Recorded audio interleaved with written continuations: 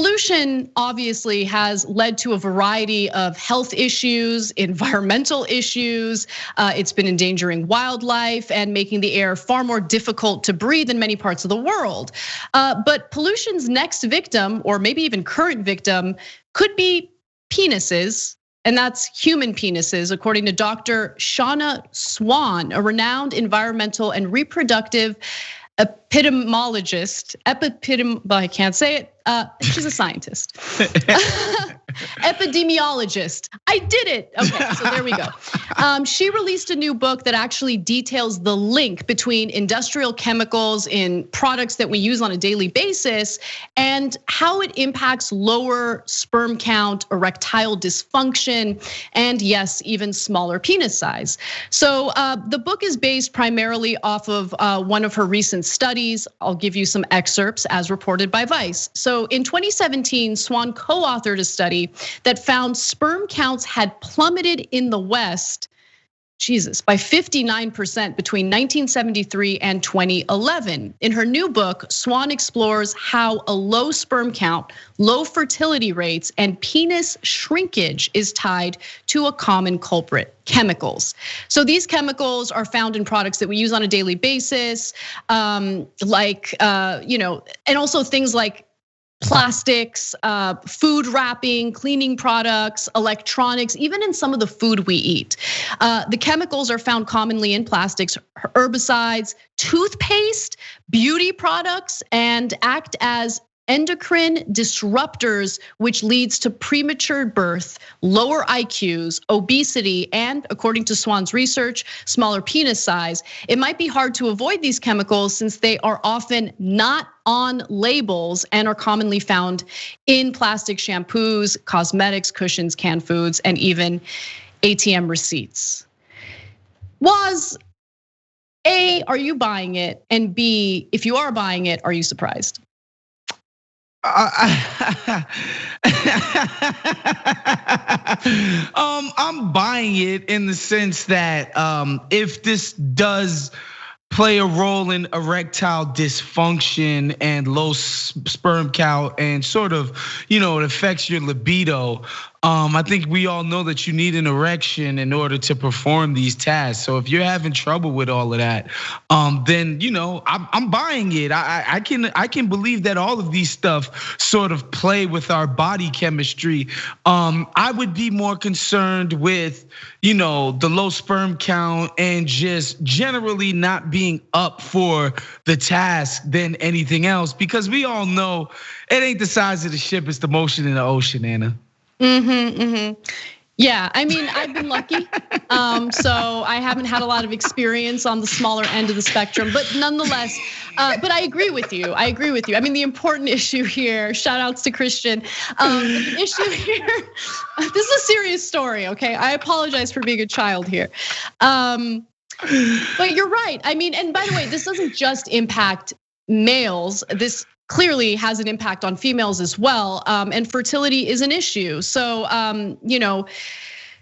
birth defects could be connected to these chemicals. This year, researchers from France's National Public Health Agency found that young boys who lived in polluted regions where coal mining used to take place were twice as likely to have one descended testicle and 5 times likely to have 2 undescended testicles. So there's that.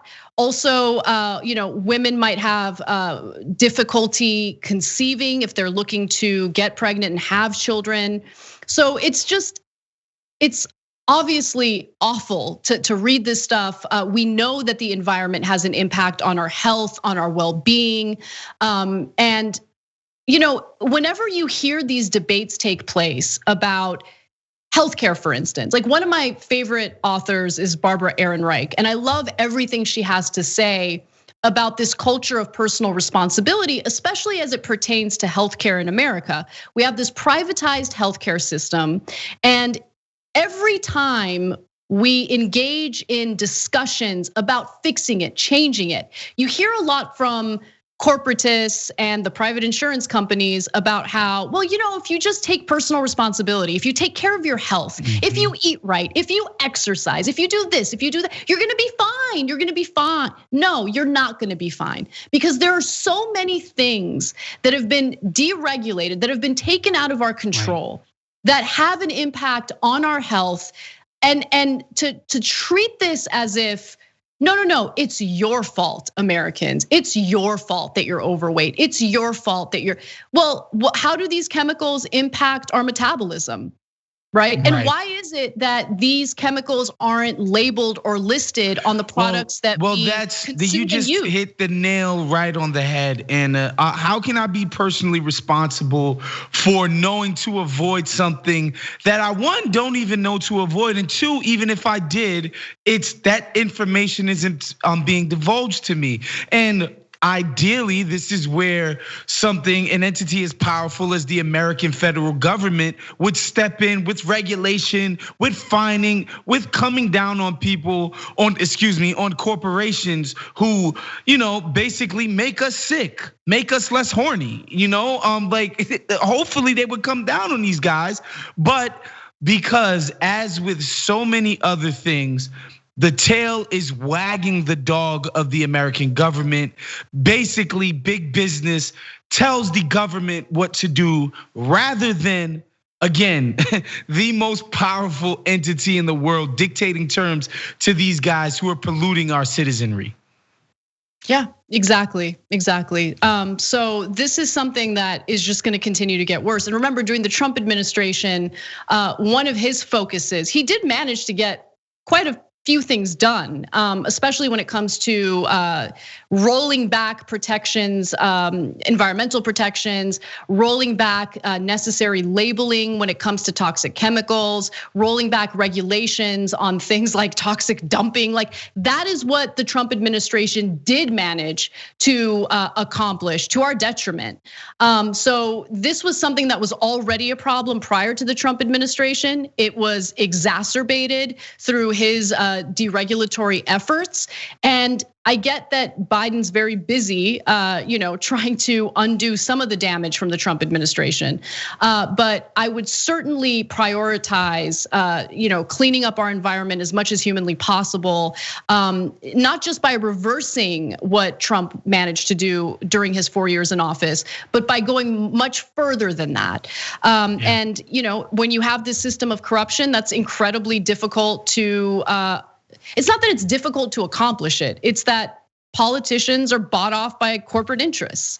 And it's important that we point that out, because people need to understand that it's not that these people who are on the boards of these companies are so uniquely evil. No, it's that in the current system where profits are prioritized over everything, right? Like, the reason why they don't clean this stuff up, the reason why they behave and they take the posture that they do when it comes to concealing this stuff is because it might cost them money.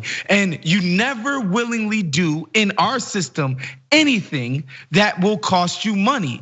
It's the job of the government to catch you and prosecute you for it. Basically, make the sort of punishments so bad that you are then incentivized to do that thing, right? But outside of that, when the profit motive takes precedence over everything, this is always what's going to be the case. Like, they're going to do whatever is best for their bottom line at the detriment of even our sperm count. I mean, the precious sperm count the Christians said we were supposed to multiply, man. How are we supposed to do that when they polluting us, Anna?